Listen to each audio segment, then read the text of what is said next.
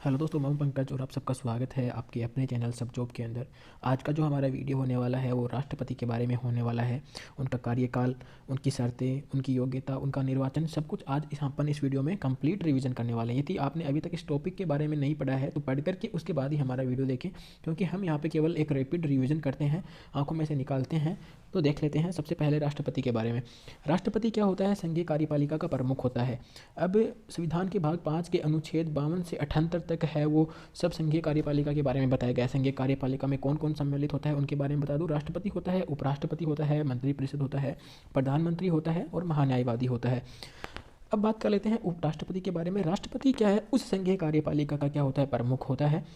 अनुच्छेद 53 के अनुसार संघ की कार्यपालिक शक्ति उसमें निहित होती है राष्ट्रपति के अंदर।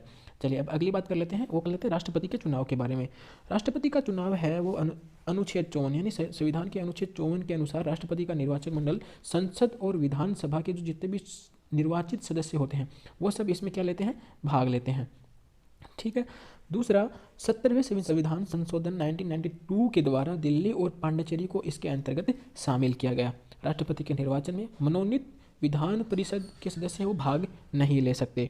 अब चलिए बात कर लेते हैं अगले हम निर्वाचन विधि। अनुच्छेद 55 के अनुसार अप्रत्यक्ष रूप से आनुपातिक प्रतिनिधित्व की एकल संक्रमणीय पद्धति के द्वारा गुप्त मतदान के द्वारा राष्ट्रपति का निर्वाचन किया जाता है। अब वो पूछ लेते हैं, काफ़ी बार आ जाता है कि कौन सी पद्धति के द्वारा राष्ट्रपति का वो किया जाता है, तो एकल संक्रमणीय मत पद्धति के द्वारा राष्ट्रपति का निर्वाचन किया जाता है। अब बात कर लेते हैं दूसरा हम राष्ट्रपति का कार्यकाल और पद अवधि के बारे में। राष्ट्रपति अपने पद की जो पद ग्रहण की तारीख होता है उससे 5 वर्ष की अवधि के अंदर तक का इनका कार्यकाल होता है। दूसरा, नए राष्ट्रपति है वो अपने जो पदावधि समाप्त हो जाने पर नया राष्ट्रपति के पद ग्रहण तक पद धारण करेगा। दूसरा देख लेते हैं, यदि काफ़ी बार आ जाता है राष्ट्रपति अपना पद है यदि त्यागना चाहता है तो किसको इस्तीफा देगा? वो देगा उपराष्ट्रपति को इस्तीफा देगा। त्यागपत्र की सूचना राष्ट्रपति द्वारा तुरंत लोकसभा अध्यक्ष को देगा। राष्ट्रपति को पद से हटाया जाता है तो राष्ट्रपति को संविधान का अतिक्रमण करने के आरोप में अनुच्छेद 61 के तहत विहित प्रक्रिया के संसद में चलाई जाएगी और महाभियोग द्वारा राष्ट्रपति को हटा दिया जाएगा। अब अगली बात कर लेते हैं, अनुच्छेद 57 के अनुसार राष्ट्रपति पूर्ण निर्वाचित होने की योग्यता रखता है, यानी कि राष्ट्रपति अपने पद ग्रहण की तारीख से 5 वर्ष की अवधि तक पद धारण कर सकता है तथा पूर्ण नियुक्ति का भी ये पात्र होता है। अब अगली बात कर लेते हैं, अनुच्छेद 58 की राष्ट्रपति बनने की योग्यता। ये बहुत ज़्यादा इंपॉर्टेंट है, बहुत सारे जो एग्जाम है उनमें पूछा भी जाता है। संविधान के अनुच्छेद 58 के तहत वह भारत का नागरिक होना चाहिए।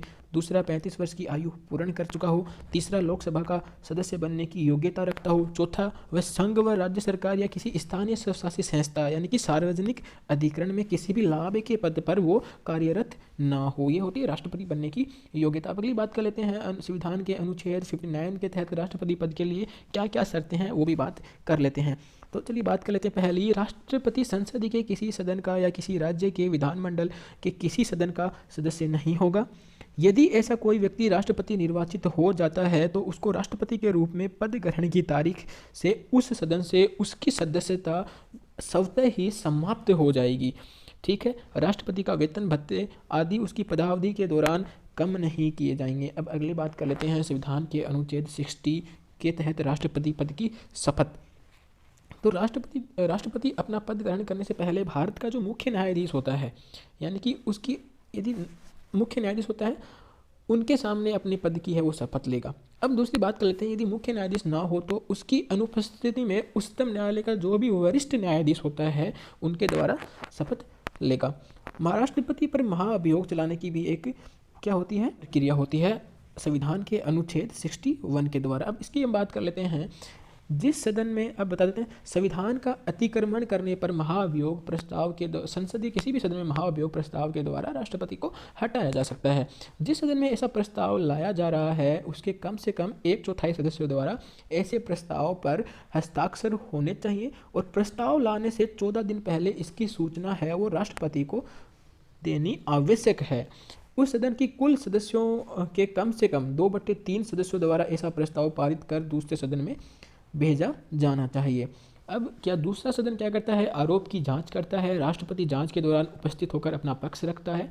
यदि आरोप सिद्ध हो जाता है तो दूसरा सदन अपनी कुल सदस्य संख्या के 2/3 2/3 बहुमत से प्रस्ताव पारित कर दे। ऐसा प्रस्ताव पारित होने की तारीख से राष्ट्रपति को उसके पद से हटाया जा सकता है। अब 2 महत्वपूर्ण बातें हैं वो हम कर लेते हैं। संसद के दोनों सदनों के मनोनीत सदस्य भी इस महाभियोग प्रस्ताव में भाग लेते हैं। ये काफ़ी इंपॉर्टेंट है। हटाने के टाइम तो वो देते हैं, जबकि निर्वाचन के टाइम वो अपना वोट नहीं दे पाते, हटाने के टाइम वो अपना वोट दे पाते हैं। अब राज्य विधानसभाओं एवं संघीय क्षेत्र की विधानसभाओं के सदस्य महाभियोग प्रस्ताव में भाग नहीं लेते हैं, जबकि वो चुनाव में भाग लेते हैं। दूसरा, अगली बात कर लेते हैं। राष्ट्रपति का कार्यकाल पूर्ण होने से पूर्व नए राष्ट्रपति का निर्वाचन पूर्ण किया जाना आवश्यक है। अब इसकी बात कर लेते हैं। संविधान के अनुच्छेद 62 के तहत क्या होता है, राष्ट्रपति की आकस्मिक रिक्ति है वो हम कैसे भरते हैं। यदि राष्ट्रपति का पद उसकी मृत्यु हो जाती है, यदि राष्ट्रपति अपनी इच्छा से पद त्याग कर देता है, या फिर महाभियोग के द्वारा पद से हटा दिया जाता है, या फिर कोई भी कारण से राष्ट्रपति का पद रिक्त हो जाता है, तो ऐसे में निर्वाचन की ऐसी रिक्ति से 6 माह के भीतर निर्वाचन से वापस से राष्ट्रपति को लाना आवश्यक है। चाहे नया राष्ट्रपति लेके आओ, चाहे उसको लेके आओ। ऐसे रिक्त हुए पद पर निर्वाचित व्यक्ति अपने पद ग्रहण की तारीख से, यानी कि जहाँ पे मतलब बीच में हुआ है, यदि राष्ट्रपति 5 वर्ष के बीच में 2.5 वर्ष में भी यदि राष्ट्रपति मर गया तो 2.5 वर्ष में भी हम नया राष्ट्रपति चुन के लेके आएंगे, तो 2.5 वर्ष ये नहीं कि वो 2.5 वर्ष ही निकालेगा, वो भी अपने 5 साल ही पूरे करेगा। ठीक है, ये अनुच्छेद संविधान के अनुच्छेद 62 के तहत है ये। ठीक, अब बात कर लेते हैं नया राष्ट्रपति पद ग्रहण करने तक ये बता देता हूँ, जब तक नया राष्ट्रपति पद ग्रहण नहीं करता है तब तक उपराष्ट्रपति है वो राष्ट्रपति का कार्यवाहक होता है। जब राष्ट्रपति अनुपस्थित होता है और बीमार हो जाता है, अन्य किसी कारण से अपना कार्यभार ग्रहण करने में असमर्थ हो जाता है, तो उपराष्ट्रपति राष्ट्रपति के पुण्य पदभार संभालने तक कार्यवाहक राष्ट्रपति होगा। अनुच्छेद 65 में ये जिक्र है। ठीक है, अब यदि उपराष्ट्रपति का पद भी यदि रिक्त है, यदि दोनों कंडीशन होगी, राष्ट्रपति भी नहीं है, उपराष्ट्रपति भी नहीं है, तो कौन संभालेगा? तो इसमें सर्वोच्च न्यायालय का जो मुख्य न्यायाधीश होता है, वो मुख्य न्यायाधीश का भी यदि पद रिक्त हो जाता है, तो सर्वोच्च न्यायालय का वरिष्ठ न्यायाधीश होता है, वो कार्यवाहक राष्ट्रपति के रूप में कार्य करता है। और यदि उस दौरान यदि कार्यवाहक राष्ट्रपति यदि वो वरिष्ठ जज है, तो उसको भी वो सारे वेतन भत्ते मिलेंगे जो राष्ट्रपति को मिलते हैं। अब बात कर लेते हैं राष्ट्रपति की शक्तियाँ क्या क्या हैं। तो राष्ट्रपति की जो शक्तियाँ हैं उनके बारे में बात कर लेते हैं। ये बहुत इंपॉर्टेंट है, तो आप सब लोग एक काम करना, इस वीडियो का एक स्क्रीनशॉट ले लेना याद रखने के लिए। तो चलिए अब स्टार्ट करते हैं। अनुच्छेद 79 होता है के अंतर्गत राष्ट्रपति संसद या व्यवस्थापिका का अभिन्न अंग होता है। अनुच्छेद 80 के अंतर्गत राष्ट्रपति राज्यसभा में 12 सदस्यों को मनोनीत करता है, जो बहुत ही इंपॉर्टेंट है। ये इंपॉर्टेंट है, पूरा ही टॉपिक ये इंपॉर्टेंट है। अब बात कर लेते हैं अनुच्छेद 85 के अंतर्गत राष्ट्रपति संसद का सत्र आहूत, सत्रावसान और भंग करने का भी राष्ट्रपति को अधिकार होता है। अनुच्छेद 85 के तहत। अनुच्छेद 86 के तहत प्रत्येक सत्र के प्रारंभ में नया नवगठित लोकसभा का पहला सत्र तथा संयुक्त अधिवेशन को अभिभाषित करता है राष्ट्रपति। अनुच्छेद 87 के अंतर्गत संसद का प्रत्येक वर्ष का प्रथम स्तर राष्ट्रपति अभिभाषित करता है और इसका भाषण मंत्रिमंडल द्वारा तैयार किया जाता है। अनुच्छेद 99 के अंतर्गत इसके अंतर्गत राष्ट्रपति प्रोटेम स्पीकर की नियुक्ति करता है। अनुच्छेद 110 के अंतर्गत धन विधेयक राष्ट्रपति की पूर्व अनुमति से लोकसभा में रखा जाता है, इसे लोकसभा अध्यक्ष प्रमाणित करता है। अनुच्छेद 108 की बात कर लेते हैं। संसद के संयुक्त अधिवेशन को बुलाने का अधिकार भी क्या होता है, राष्ट्रपति को होता है। चलिए तो अगली बात कर लेते हैं। कार्यपालिका संबंधित शक्तियां राष्ट्रपति के पास होती हैं, उनके बारे में हम थोड़ी बात कर लेते हैं। अनुच्छेद 53 की बात कर लेते हैं। संघ की कार्यपालिका शक्ति राष्ट्रपति में निहित होती है, जो हमने पहले स्टार्टिंग में ही बात कर ली थी। अनुच्छेद 74 में मंत्रिपरिषद का वर्णन किया हुआ है। अनुच्छेद 75 में प्रधानमंत्री की नियुक्ति राष्ट्रपति द्वारा की जाती है। अनुच्छेद 76 में महान्यायवादी की नियुक्ति भी राष्ट्रपति के द्वारा की जाती है। अनुच्छेद 148 में नियंत्रक को महालेखा की नियुक्ति भी राष्ट्रपति द्वारा की जाती है। अनुच्छेद 155 में राज्यपाल की नियुक्ति भी राष्ट्रपति के द्वारा की जाती है। अनुच्छेद 280 के अंतर्गत राष्ट्रीय वित्त आयोग की नियुक्ति करने का अधिकार भी राष्ट्रपति को है। अनुच्छेद 338 के तहत अनुसूचित जाति अनुसूचित जनजाति आयोग की नियुक्ति भी राष्ट्रपति को करने का अधिकार है। अनुच्छेद 340 के अंतर्गत ओबीसी की आयोग की नियुक्ति भी राष्ट्रपति करता है। उच्चायुक्त और विदेशों में राजदूत जो नियुक्त करता है, उसका अधिकार भी राष्ट्रपति को होता है। अब अगली बात कर लेते हैं न्यायिक शक्तियों की। अनुच्छेद 124 में क्या है, इसके अंतर्गत मुख्य न्यायाधीश सहित अन्य न्यायाधीश की नियुक्ति करते हैं। अनुच्छेद 216 के अंतर्गत उच्च न्यायालय में मुख्य न्यायाधीश व अन्य न्यायाधीशों की नियुक्ति करता है। अनुच्छेद 72 में राष्ट्रपति माफी प्रदान करने का अधिकार है। राष्ट्रपति मृत्युदंड को पूर्णतः माफ कर देता है और सजा की अवधि बदल देता है। और प्रकृति को ही परिवर्तित कर देता है अनुच्छेद 72 के अंतर्गत। अब अनुच्छेद 123 की बात कर लेते हैं। राष्ट्रपति की अध्यादेश जारी करने की एक शक्ति होती है राष्ट्रपति के पास में, और वो शक्ति मंत्रिपरिषद की सिफारिश या मंत्रिमंडल की अधिकतम अवधि 6 माह या 6 सप्ताह तक होती है। जब संसद सत्र नहीं चल रहा हो, ऐसे कानून बनाने की आवश्यकता पड़ जाए, तो राष्ट्रपति अध्यादेश जारी कर सकता है। इसमें संसद के कानून के बराबर शक्तियाँ होती हैं। अगली बात कर लेते हैं, कुछ और आपातकालीन शक्तियाँ प्राप्त होती हैं राष्ट्रपति के पास संविधान के भाग 18 के अंतर्गत 352 से लेकर 360 अनुच्छेद तक की शक्तियाँ वो बता देता हूँ। अनुच्छेद 352 के तहत राष्ट्रपति को राष्ट्रीय आपात स्थिति लगाने का अधिकार है। अनुच्छेद 356 के तहत राष्ट्रपति को राज्यों में राष्ट्रपति शासन लगाने का अधिकार है, और अनुच्छेद 360 के अंतर्गत राष्ट्रपति को वित्तीय आपात स्थिति लगाने का भी अधिकार है।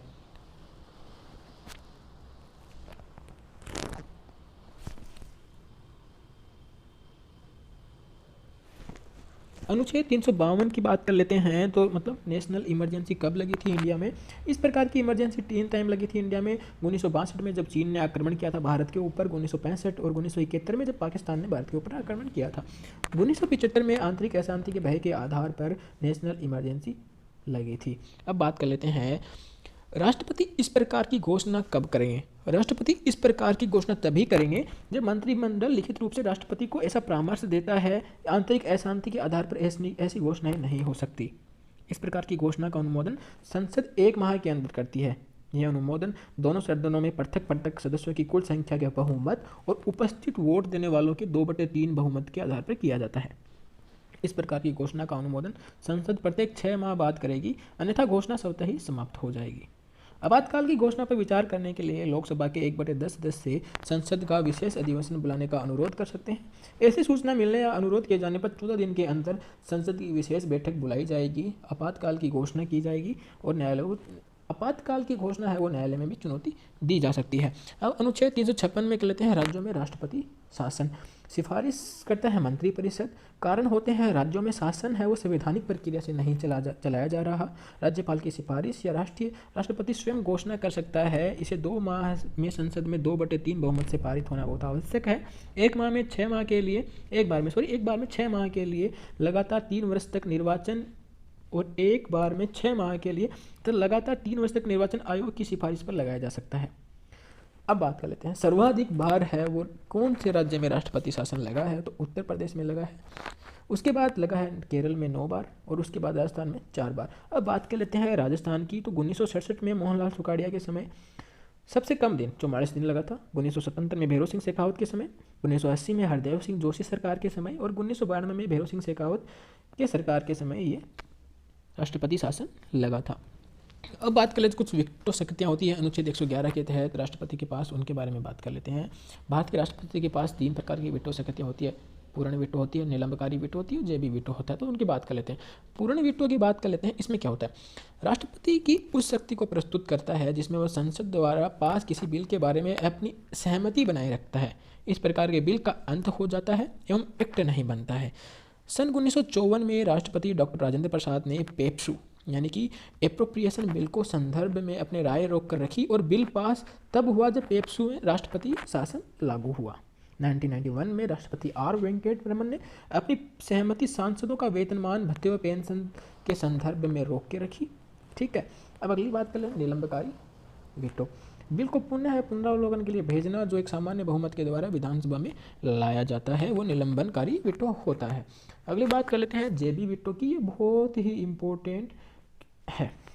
इस मामले में राष्ट्रपति बिल को ना ही तो प्रमाणित करता है, ना ही अस्वीकृति प्रदान करता है, और ना ही वापस करता है, अपने पास दबा के बैठ जाता है। वह एक अनिश्चित समयावधि के लिए बिल को विचाराधीन रखता है। सन 1986 में राष्ट्रपति यानी जेल सिंह को इंडियन पोस्ट ऑफिस यानी संशोधन एक्ट 1986 का जो वो था, उसमें उन्होंने जेबी वीटो का प्रयोग किया। 24वें संविधान संशोधन अधिनियम 1971 के अनुसार राष्ट्रपति हेतु वह अनिवार्य कर दिया गया कि संविधान संशोधन अधिनियम के अनुसार अपनी सहमति दे। संविधान के अनुच्छेद 123 के अंतर्गत जब संसद के दोनों सदनों का अधिवेशन ना हो तो राष्ट्रपति अध्यादेशों का प्रकाशन कर सकता है।